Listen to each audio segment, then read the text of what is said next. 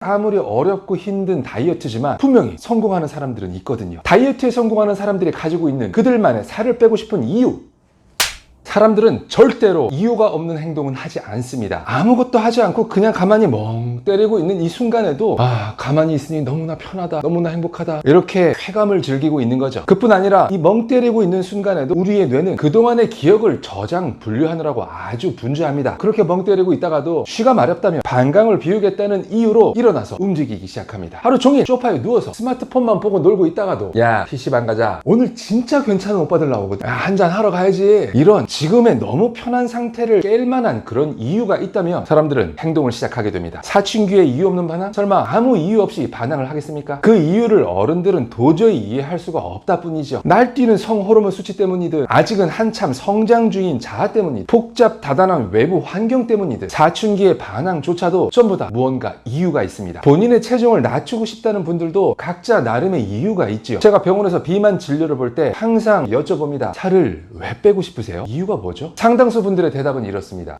갑자기 살이 쪄서요. 요즘 몸이 너무 무거워요. 배가 너무 나왔어요. 뭐 살이 찌고 배가 나왔으니까 몸이 무겁고 그래서 살을 빼고 싶다, 일면 당연한 것 같죠? 마치 배가 고프니까 밥을 먹으러 왔어요, 쉬가 마려워서 화장실에 왔어요, 졸리니까 자려고요 라는 것과 똑같이 너무도 당연해 보입니다. 하지만 다이어트는 밥 먹는 것, 자는 것, 쉬하는 것, 이런 것들과는 근본적으로 다릅니다. 사람이 본인의 체중을 의도적으로 낮추는 것은 기본적으로 매우 힘들거든요. 하기 싫습니다. 물을 마시고 밥을 먹고 쉬야를 하고 그리고 잠을 자는 것은 당장의 기본 욕구를 충족하려는 아주 명확한 이유에서 촉발된 행위이고, 또 즉각적인 결과로 만족을 바로 얻을 수 있기 때문에 아주 당연하게 별다른 노력 없이 그 행위가 이루어집니다. 하지만 이 다이어트는 목적 달성을 위해 긴 시간과 노력이 필요하기 때문에 갑자기 배가 나오고 몸이 무거워졌다, 그래서 살이 빼고 싶다, 이런 아주 1차원적이고 단순한 이유만 가지고는 그 행위를 지속시킬 만한 원동력을 얻을 수 없습니다. 그런데 이 아무리 어렵고 힘든 다이어트지만 분명히 성공하는 사람들은 있거든요. 그리고 이런 분들께는 왜 살이 빼고 싶으세요? 하고 이유를 여쭤보면 실패하는 분들과는 조금은 다른 그런 이유를 갖고 있다는 것을 느꼈습니다. 자, 오늘의 이야기, 다이어트에 성공하는 사람들이 가지고 있는 그들만의 살을 빼고 싶은 이유 시작합니다. 첫 번째, 다이어트에 성공하는 분들은 구체적인 이벤트를 포함하는 이유를 가지고 있습니다. 특히 여성분들이 다이어트에 가장 잘 성공하는 시기가 언제인지 아십니까? 바로 결혼을 앞두고서입니다. 평생 입어본 적이 없는 훅 파지고 딱 달라붙는 이런 드레스를 입고 정말로 많은 사람들이 있는 곳에 무대에 올라가야 한다는 이런 엄청난 이벤트를 앞두고 있는 분들은 다이어트가 저절로 되죠. 결혼 이외에도 프로필 촬영을 한다, 오디션을 보러 간다, 체중이 중요한 직군에 취직 준비를 한다, 전 애인이 참석할 것 같은 친구의 결혼식에 가야 한다, 뭐 이런 식으로 구체적 이벤트를 앞두고 있는 분들은 그 일이 완료될 때까지 지속적인 동기부여를 갖게 되고, 그로 인해 훨씬 용이하게 다이어트를 성공할 수 있게 되죠. 물론 그 이벤트 이후에는 요요 현상도 잘 겪습니다. 다이어트가 하고 싶은 분들, 혹시 본인에게 살을 빼야 할 구체적 이유가 없다면 일부러라도 이벤트 하나를 만들어 보세요. 마음 맞는 친구들과 함께 프로필 사진 촬영 계획을 세워도 좋고요, 수영복을 입어야 하는 곳으로의 여행을 계획하는 것도 좋습니다.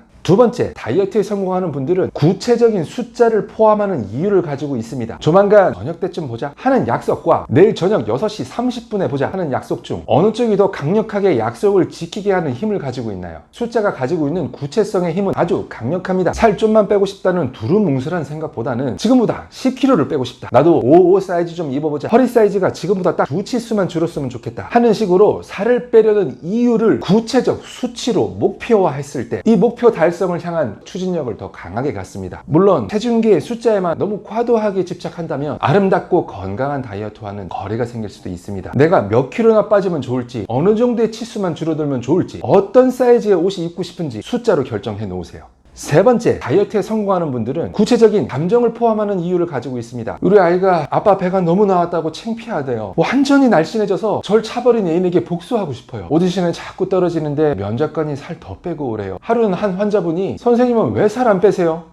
이건 제 얘기입니다. 이런 식으로 살을 빼야 하는 이유 속에 희노애락, 이런 인간의 감정이 스며들어 있을 때 그 감정을 잘만 유지하신다면 다이어트 성공을 향한 강한 추진력을 얻을 수 있습니다. 뚱뚱해서 상처받으셨나요? 절대로 그 상처에 절망하고 주저앉지 마세요. 절대로 그러려니 그런갑다 하고 외면하고 포기하지도 마십시오. 부끄러움, 화남, 슬픔, 부러움과 같은 감정들은 다짐, 결의, 갈망으로 바뀔 수 있습니다. 이렇게 잘 다듬어서 내 마음속에 항시 품고 계십시오. 그리고 그 감정 감정이 약해지지 않도록 매일매일 와신 상담하세요. 사람을 행동하게 하는 힘은 지식과 이성이 아닌 마음과 감정에서 나옵니다.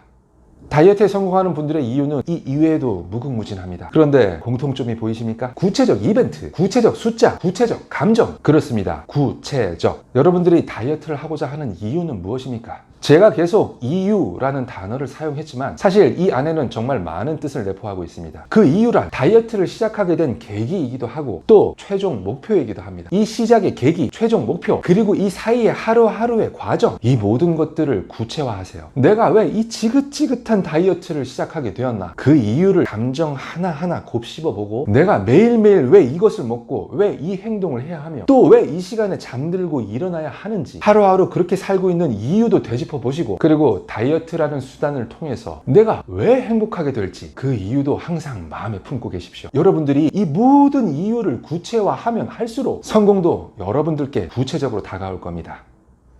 제가 오늘 준비한 영상은 여기까지입니다. 좋아래 구독 버튼 눌러주신 분들께는 가끔 제가 나타나서 재미있는 정보도 드리고 종종 뼈도 때려드리겠습니다.